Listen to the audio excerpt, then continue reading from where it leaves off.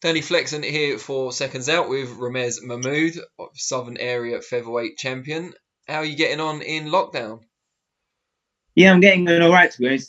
I get a little bit bored. I really want to leave and go places, but I can't. But there's worse positions we can be in, so it's not too bad. It would be nice to stay at home. So yeah, I'm getting on okay, to be honest. Were you working full time as well as training before the lockdown was imposed? Yeah, I was working full time before the lockdown was imposed, and then the Friday before the lockdown, they announced schools were going to close anyway. So I just stopped working the weekend before lockdown was imposed. Where is the school that you work in? Whereabouts? It's in Hainault, so it's about a 10-minute drive from where I live. Are you missing the kids, or is it a welcome break? It was a welcome break for about a week. But now I always look forward to the holidays. But now I don't mind going back, to be honest. And you've got one of, I would say, the best nicknames in all of boxing at the moment, and I don't say that lightly. The Mathmagician, in relation to the fact that you are a maths teacher as well as a championship level boxer. When are you going to be at a stage, do you feel, when you'd want to become a full time pro, or is that even something you want to do? It is something that I definitely do want to do. Hopefully, if I can sort of break through to British or Commonwealth title level, and do that sort of level, then I can look to become a full-time pro from there. It is something that I do want to do. So hopefully, let's say within the next 12 to 18 months, something I can push on to do. Just tell us a little bit about how you first got into boxing. I believe you were, what, 12, 13? Yeah, I was around about 12 or 13, and it was watching Amir Khan and Willie Lemons at the O2 for the Commonwealth title. It was the week after that fight, which is where I joined the boxing gym. And I don't know what it is with boxing, because my dad always wanted me to do football, and he had me playing football from a young age, but I never took to it. Done a bit of basketball in school, never took to that. It wasn't really sporty at all, but it's the first time I watched boxing, I just clicked with it straight away. And was that Gator? Is that where you started?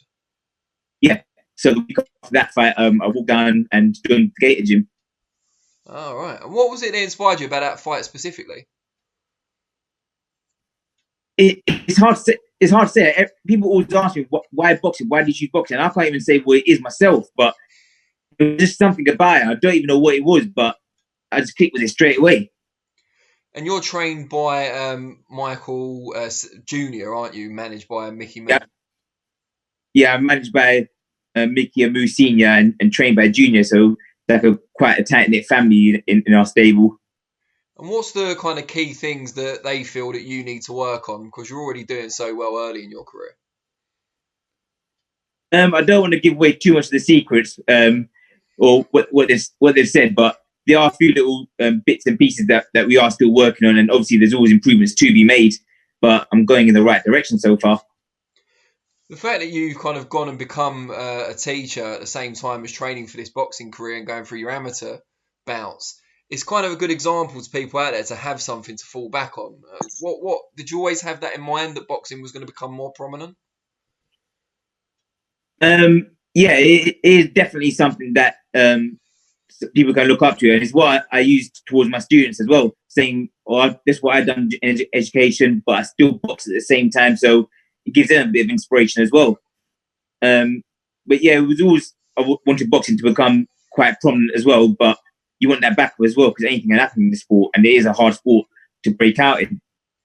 2 fights ago, of course, you won the Southern Area title against Jack Budge. Um, Really good performance, won clearly on my scorecard and of the referee, I believe, as well.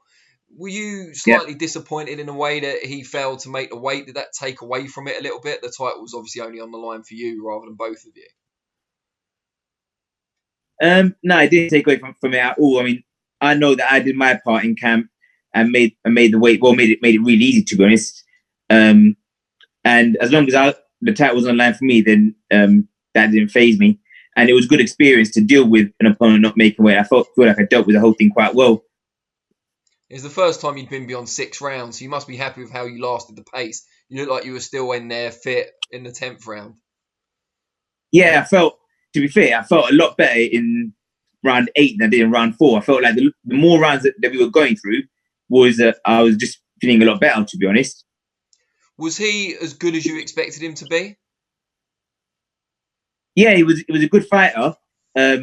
He was a lot different than what I expected him to be, because I expected a bit more of a bit of a boxer, whereas he was trying to apply the pressure a lot more than I expected him to.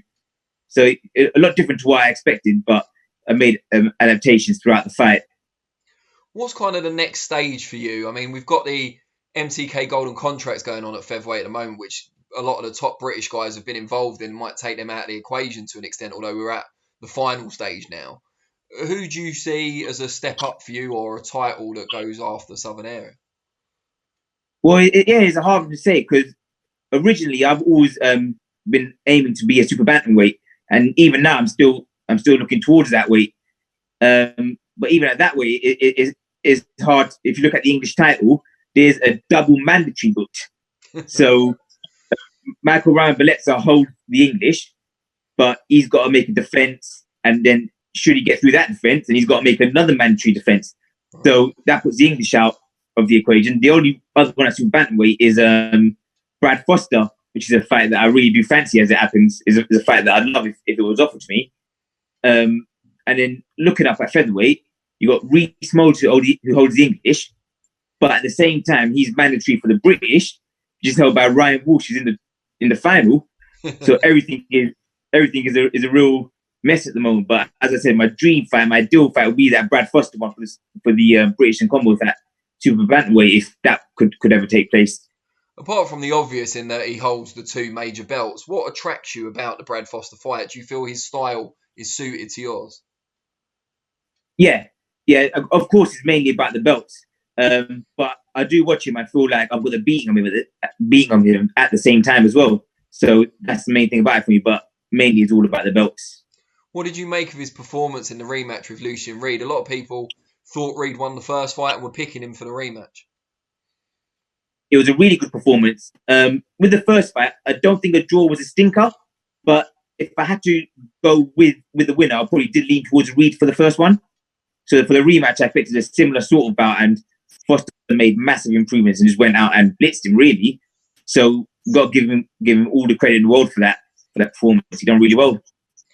How are you managing to kind of stay active and stay in shape while everything's going on? Have you got kind of facilities at home? What are you doing to tick over?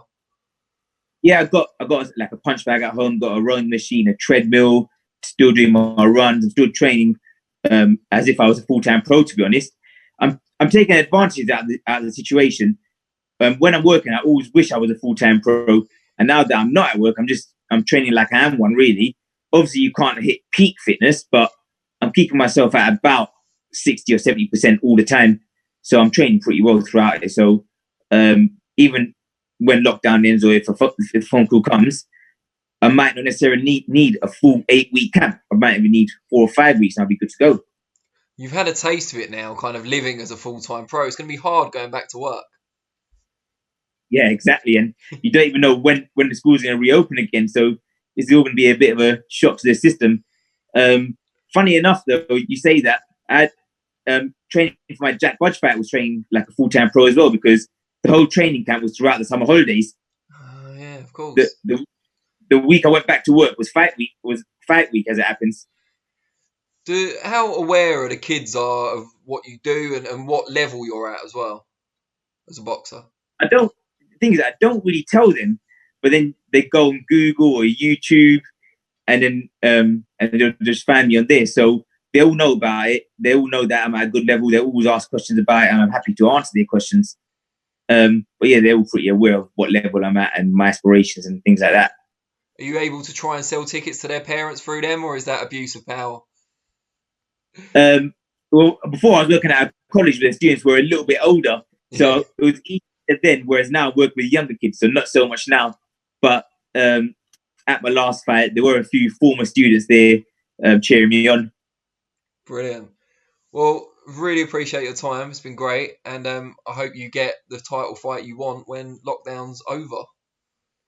Yeah, thanks for having me, and hopefully it can happen. And if not, I just got to keep doing my bit in the ring, and it will come eventually. Brilliant. Oh, and one thing before I let you go, I should say, let people out there know how they can find you on social media, because you're a very good follow, I can say, from personal experience. Yeah, I'm on all kinds of social media. So I'm on Instagram, which is Ramez Mahmood 94.